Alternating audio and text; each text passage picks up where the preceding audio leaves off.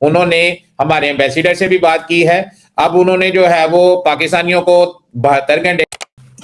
वालेकुम अस्सलाम जी सर, कैसे हैं? ठीक है, अल्हम्दुलिल्लाह का शुक्र। आप आप खैरियत से हैं? अल्हम्दुलिल्लाह, अल्लाह का शुक्र है। अच्छा सर, मैंने आपसे पूछना है कि मैं स्टिल अभी यूके में हूँ, स्टडी वीजा पे। सही है। मेरा सेकंड ईयर चल रहा है। सही है। तो मैं 2025 की जुलाई में गया था, शेंगन वीजा लगवा के मैंने पासपोर्ट वगैरह जमा करवाई थी। अपने करीबी होते हैं वहाँ पे, उन्होंने मेरी पासपोर्ट वगैरह जमा कर ली थी वहाँ पे। सही है। ठीक है, तो अभी मैंने आपसे ये पूछना है कि जो ओपन इमिग्रेशन खुली हुई है, इसके लिए मैं एलिजिबल हूँ कि नहीं?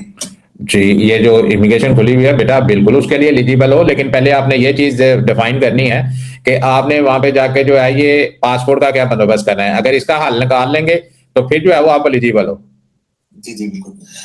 मेरे करीबी हैं, उन्होंने मुझे ये बताया कि आप वहाँ पे जाके, उनके मुताबिक कि आप वहाँ पे जाके थाने में रिपोर्ट करेंगे एंड उसके बाद फिर आप नया पासपोर्ट बनवाएंगे।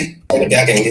जी देखें, आजकल जो वैसे हमारे पास जो रिपोर्ट्स हैं वो तो यही रिपोर्ट है कि जो उनके जो सिक्योरिटी के अदारे हैं वो इस वक्त जो है वो सर जोड़ के बैठे हुए हैं कि एकदम से जो है वो 50-60 हजार पाकिस्तानी का पासपोर्ट जो है वो गुम कैसे हो गया।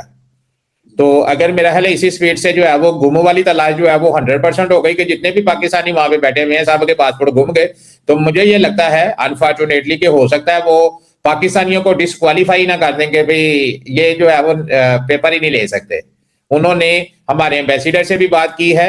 अब उन्होंने जो है वो पाकिस्तानियों को 72 घंटे के लिए डिटेन करना भी शुरू कर दिया है कई इलाकों में।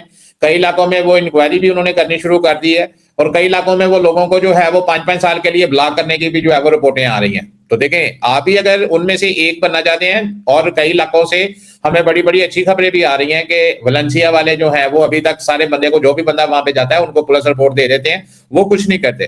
तो इस तरह की मिली जुली खबरें हमें आ रही हैं। कोई कहता है जी मैं 3 दिन अंदर रह के आया हूं और मुझे उन्होंने 5 साल की पाबंदी लगा दी है।